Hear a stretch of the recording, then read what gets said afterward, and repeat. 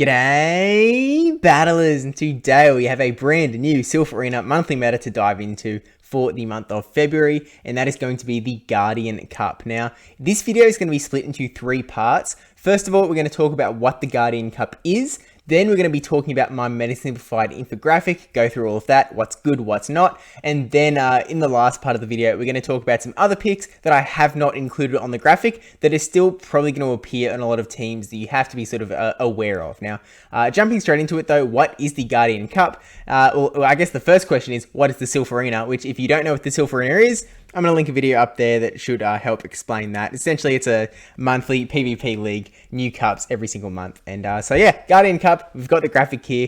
Instead of doing like Pokemon typings, they've actually for the first time, I think in Silph Arena history, gone for the move sets. So we can use Pokemon that have moves of the following: Electric, Fighting, Fire, Flying, and Psychic. That is fast moves or charge moves. If for example, you're something like a Ferrothorn and you have access to Thunder, because that's an electric move, you are eligible for this cup. Now, with that said, there are a lot of bans this time around.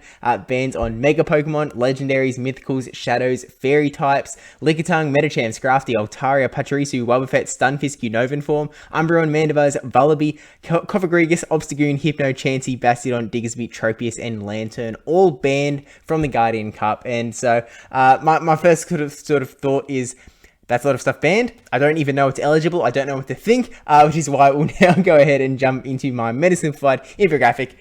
That's for the screenshot. But essentially, we've got 6 groups on the graphic here, and we've also got a couple of folks hanging out on the side here. But just sort of quickly going through it. In the top left, we have the Flyers, so that is Mantine, Pelipper, and Dragonite. In the top middle, we have the Water types: Empoleon, Rainy Castform, and Alola. In the top right underneath me, we have the Vigoroth and the Machamp as the fighting types, the counter users. There are, in all of these groups, there are other Pokemon that fit into these groups, so you can kind of just slide them onto the graphic as is. For example, like Phalanx is around as a counter user. Probably lines up with a lot of these matchups as well. In the bottom left, we have the electric types. So we have Luxray coming in with the fresh new Psychic Fangs. We've got Electivire, and we also have Galvantula. Bottom middle, we have the tanks, the Steelix, and the Probopass. And in the bottom right, we have Talonflame, Alolan Marowak, and Ninetales as those fire types. Now, jumping straight into it, we can start talking about those Flyers in the top left. That sort of like, whenever Flyers are sort of existing as a group, generally you're sort of expecting that they're going to be beating the fighting types and they're going to be losing to the tanks. And that is exactly what we're seeing here. We see there's an arrow going towards the Vigoroth and the Machamp, and there's an arrow coming from the Steelix and the Probopass. I don't think I really need to explain that. It is what it is. But also, because they're flying types, they're going to be losing to the electric types down in the bottom left as well. And there is also an arrow coming towards them from the water types. That isn't as guaranteed as like the other ones. Like the other ones are pretty hard cut, but when it comes to the water types, Rainy Castform obviously has access to Thunder, and so that can be really nice when you're fighting up against them. But Pelipper and Dragonite actually do a pretty good job. They actually sort of beat Rainy Castform and Alomomola sometimes, so you sort of have to be a little bit careful about that one. That arrow isn't like the biggest, most hard and fast rule, I guess. So there's a little bit back and forth there, especially with Pelipper having access to that Hurricane that can do a lot of damage. Dragonite with that Dragon Breath. A lot of Dragonite's matchups in this cup are sort of dependent on that sort of Dragon Breaths coming through, or even Dragon Tails, I guess it's got access to, I'm pretty sure. So it's sort of a case of, if you get a little bit of energy advantage, you could potentially win those matchups out, just with Dragon Breath being just a force to be reckoned with. But that's sort of the Flyers in a nutshell. Mantine, obviously, a little bit of a sim hero, because they have the way that PvP Poke always works is that like you get the bubble beam bait and then you land the ice beam, that sort of thing, which isn't always how it goes down. But essentially, that's the Flyers. Top middle, we have the water types. So Alomomola is a little bit of a chunky one. Like, it's a little bulky to use. It's a bit clunky, is what I was trying to say. It's got Waterfall, it's got Hydro Pump, it's got Psychic. It's not getting a lot of charge moves off, but it is able to put on that big water damage. Obviously, we've got that arrow that we just talked about with the flying types. They're also, as you'd expect, going to lose to the electric types and beat the fires. You'd guess it. They're also beating those steel types, those tanks, kind of as you'd expect as well. And we actually also have an arrow coming from the fighting type. So Vigoroth and Machamp generally able to take that one out. I think, again, there is sort of some room there for a little bit of water types potentially coming out on top with a bit of energy. But in general, for the most part, most shielding scenarios, those fighters are going to win that matchup. Talking about the fighters, though, again, it's pretty easy to understand. The flyers are going to beat them. They're going to beat the water types for the most part. They're going to beat the tanks. The fires are also generally going to beat the fighters. It's not as clear cut either. Like Machamp has access to that rock slide, which if you can land a rock slide through, that's obviously going to do a lot of damage to all three of them, but Talonflame especially because it's double weak because of the flying typing as well. Vigoroth. I mean, Vigoroth is just the safe swap hero of one of the biggest safe swaps of all time in Pokemon Go PvP. Not so much in Open Great League, but certainly in the Silph Arena. Whenever Vigoroth pops up, which it seems to pop up all the time, it is a really good safe swap. It's got counter, it's got body slam, it's a really spammy move. You can easily swap into it, get a counter or two, and you're already gonna have a body slam by the time your opponent can even think of, oh, there's a Vigoroth on the screen. So it's sort of scary to deal with, and this is one of those famous Vigoroth metas. I'm thinking of that meme where you've got the guy sweating and he's got one button that says Vigoroth meta, one button that says Frostlass meta, this time they hit the Vigoroth meta button, but there is no arrow between the electric types and the fighting types. That's because it's not as clear cut, and also because it makes the graphic messier, but that's not the only reason. But essentially Vigoroth is going to be able to beat Electivire and Luxray, but pretty much in most of the other situations, the electric types actually win. So I probably should have put an arrow from the electric types to the fighting types. I probably should have added that arrow in, to be honest. But there are some situations where the fighting types do win out. In those sorts of scenarios. Talking about the electric types though, again, Luxray coming in with that brand new Psychic Fangs, maybe finally going to get some use now that there's going to be some Machamps running around. Machamp is number 1 on PvPoke, so you're certainly going to have some chances to use it, hopefully. But we've also got Electivire with the Wild Charge, and we've got Galvantula, Lunge, Discharge. We know how Galvantula works. Beat the Flyers, beat the Waters, generally lose to the tanks. We talked about the fighting types where Vigoroth has a bit of a better time than Machamp does. And then there's also actually no arrow between the electrics and the fire types. Galvantula has that bug typing, which means that it really doesn't like the fire types. Talonflame doesn't like electric as much. Alolan Marowak has Bone Club, so it's able to do some technically super effective damage to the electric types. Bone Club is just a really sucky move, so it's not doing heaps, but Alolan Marowak is able to put on a lot of hurt there. So there's a bit of back and forth going on, especially when you're dealing with things like Electivire that have that Wild Charge, which is sort of one of those moves where, you're either going to land the nuke or you're not.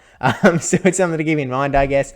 Tanks work how tanks work. They're like easily the most easy to understand on this graphic. Beat the electrics, beat the flyers, lose to the waters, lose to the fighters, and generally they're losing to the flyers as well. Although, depending on movesets and whatnot, for example, if you have a Rock Throw Probopass, definitely going to be able to beat Talonflame to mush that fire flying typing, and you're able going to do a fair bit of damage to those other fires as well. But the fires, we've gone through all the matchups already, but generally they're going to be beating the fighters, they're going to lose to the waters, they're generally going to beat the tanks.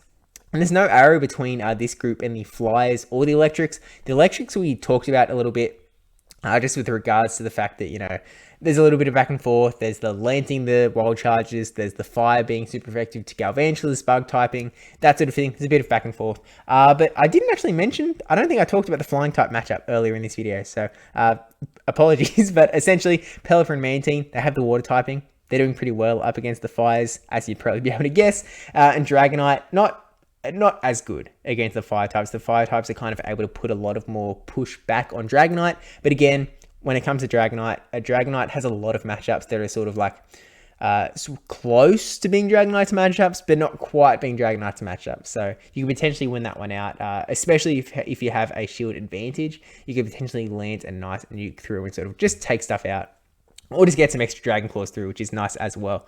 But also, party on the right hand side of the graphic, the 4 Gorgeist. Now, if you're not familiar with these Pokemon, and I'm certainly not because I don't even know how to say the name, I've said it once, I'm probably not going to say it again. It comes in 4 different sizes, and the 4 different sizes have 4 different sets of stats.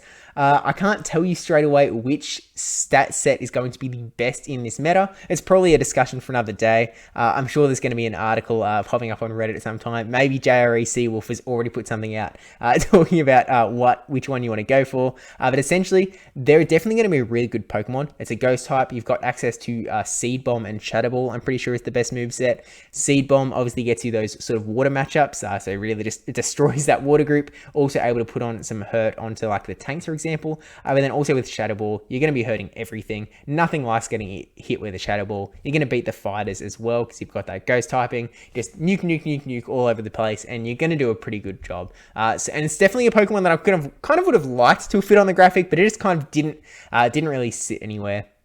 But essentially, they're sort of fitting into that sort of anti-fighter role as well, which again, pretty much most teams, I can pretty much guarantee, are going to have either Vigoroth or Machamp on it. Or I guess any other counter user, because there are a lot of them in this cup. You know, there's Primeape as well, there's Hitmonchan's around. But anyway, that is my Meta Simplified infographic. But I did say that we're going to talk about some other picks that are not on this graphic. One example is Gligar. Gligar's sort of an interesting Pokemon where like it's got access to a ground move, which sucks as well. Like it's got Dig, which is in the same camp as Bone Club of just being a pretty awful ground type move. It is able to get there though, and it is able to put on a lot of hurt to the electric types, to the tanks, I was going to say Empoleon, but Empoleon is kind of putting more hurt into Gligar's corner, but still also has the flying type stuff going on as well. It's got access to Wing Attack. I might be getting confused with Gliscor, but I'm pretty sure, maybe it's got Air Slash. It's got one of those flying moves, and that sort of it puts it in a good spot up against the fighters as well. So it's kind of a bit of a neutrally pick that it sort of fits into a lot of spots. There's other flyers that I haven't put on the graphic, like Skarmory. Skarmory pretty much always going to be good. I didn't put it on the graphic just because I felt like the fire type and the electric was sort of too big going around. So like the other flyers that I did put on the graphic, like, Mantine and Pelipper, they can handle the fire types a lot better. And so I just sort of felt a little bit more comfortable putting them on the graphic than something like a Skarmory. But Skarmory is still always a good Pokemon, and it's probably going to pop up a fair bit as well. I'm sure there's other Pokemon. Let me know what Pokemon that you're already looking at in the comments below, because this is just an early look at the meta, an early sort of idea about what might be going on. We're going to figure out lots of stuff over time. And if you do win any tournaments over the next week, I would love to feature them as a sort of an early run, so you can give everyone an idea about what is going on. But with all of that said, I think that's everything I wanted to say. So thank you for watching. Don't forget to like, comment, subscribe, especially that subscribe one. Thank you to my patrons and supporters over on Twitch as well for being super cool human beings. And I don't actually have a battle video up yet, but when I do have more Guardian Cup content, it's going to be all over there, so you can click those links. Subscribe as well, even though I was like, this is the latest I've been for a Meta Simplified in like over a year, so I apologize for that. And see you next time.